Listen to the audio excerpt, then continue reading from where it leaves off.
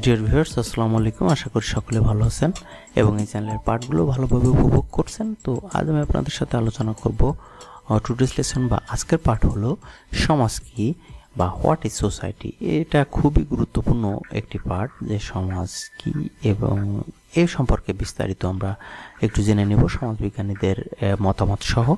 তো সমাজ, এখানে সমাজ বা সোসাইটি কি আমরা একটু জেনে নিই। দেখো, মানুষ সামাজিক জীব এবং প্রত্যেকে নানা বিষয়ে একে অপরের উপর নির্ভরশীল। এই পারস্পরিক নির্ভরশীলতার ভিত্তিতে সমাজ গড়ে ওঠে। মূলত একে অপরের যে সম্পর্ক, সেটাই সহজ কথায় সমাজ বলতে এমন একদল লোককে বোঝায় যারা একটি নির্দিষ্ট অঞ্চলে বাস করে এবং একই সংস্কৃতি পালন করে। বিস্তৃত পরিসরে সমাজ হলো আমাদের চারপাশের মানুষ এবং প্রতিষ্ঠান আমাদের ধর্মীয় বিশ্বাস ও সাংস্কৃতিক ধারণা নিয়ে গঠিত হয়। মূলত এই বিষয়গুলো নিয়েই সমাজ গঠিত হয়। সমাজের একক এবং সর্বজন স্বীকৃত কোনো সংজ্ঞা নেই। বিভিন্ন অর্থে এর ব্যবহার লক্ষ্য করা যায়। ব্যাপক অর্থে মানুষের পারস্পরিক সম্পর্কের সমগ্রকে সমাজ বলে। অর্থাৎ একদল মানুষ যখন কোনো সাধারণ উদ্দেশ্য সাধনের জন্য একত্রিত ও সংঘবদ্ধ হয়ে বসবাস করে, তখন তাকে সমাজ বলে। অন্যভাবে বলা যায়, পরস্পর নির্ভরশীল হয়ে গড়ে ওঠা জনসমষ্টিকে সমাজ বলে। এখন সমাজবিজ্ঞানীদের মতে বা সমাজবিজ্ঞানীরা সমাজ সম্পর্কে কি ধারণা দিয়েছেন, এই বিষয়গুলো আমরা একটু দেখে নিই।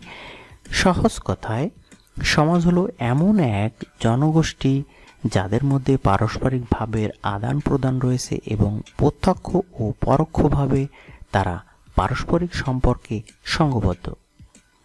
পারস্পরিক সম্পর্ক সূত্রে বসবাস করতে গিয়ে সহযোগিতা ও দ্বন্দ্ব সংঘাত উভয়ের অস্তিত্ব বিদ্যমান।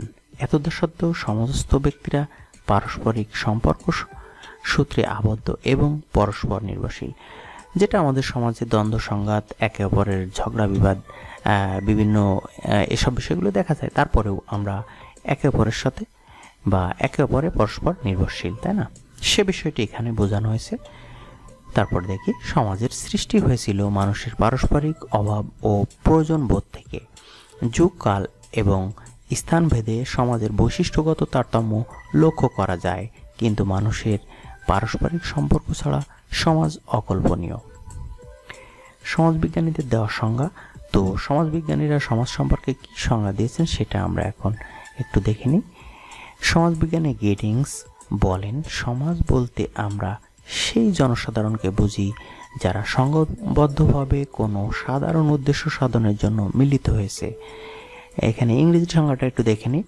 Society is a number of like minded individuals who know and enjoy their like mindedness are therefore able to work together for common ends.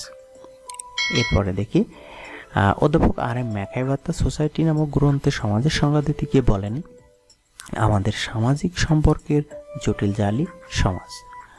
অর্থাৎ তিনি বলেছেন, society is the system of social relationships in and through which you live. এরপরে দেখি, সমাজবিজ্ঞানী কিম্বল young এর মতে সমাজ হলো সামাজিক সম্পর্কের নিয়ন্ত্রণে ব্যক্তিবর্গের সাধারণ পরিস্থিতি। তিনি এই কথাটি বলেছেন। অধ্যাপক লেখক বলেন, সমাজের সঙ্গে ভূখণ্ডের সম্পর্ক নেই। সমাজ রাজনৈতিক সংগঠন না হলেও সমাজের মধ্যে রাজনৈতিক সংগঠন গড়ে ওঠে এবং সমাজ তাকে লালন করে।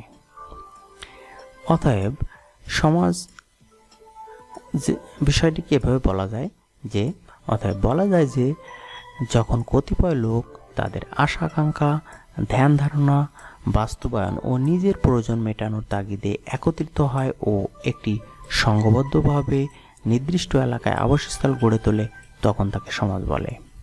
তো ডিয়ার ভিউয়ার্স, আপনারা আশা করি যে সমাজ সম্পর্কে একটা সুন্দর ধারণা হয়েছে এবং বিভিন্ন সমাজবিজ্ঞানী এবং সমাজতাত্ত্বিকরা কী বলেছেন সেটা জানতে পেরেছেন। তো ভিডিওটি ভালো লাগলে অবশ্যই লাইক দিবেন, আর যদি আপনারা আমার চ্যানেলে নতুন হয়ে থাকেন তাহলে এক্ষুনি চ্যানেলটি সাবস্ক্রাইব করে রাখুন এবং পাশে থাকা বেল বাটনটি বাজিয়ে রাখুন। তো আজকে ভিডিও দেখার জন্য ধন্যবাদ জানাচ্ছি। থ্যাংক ইউ সবাইকে।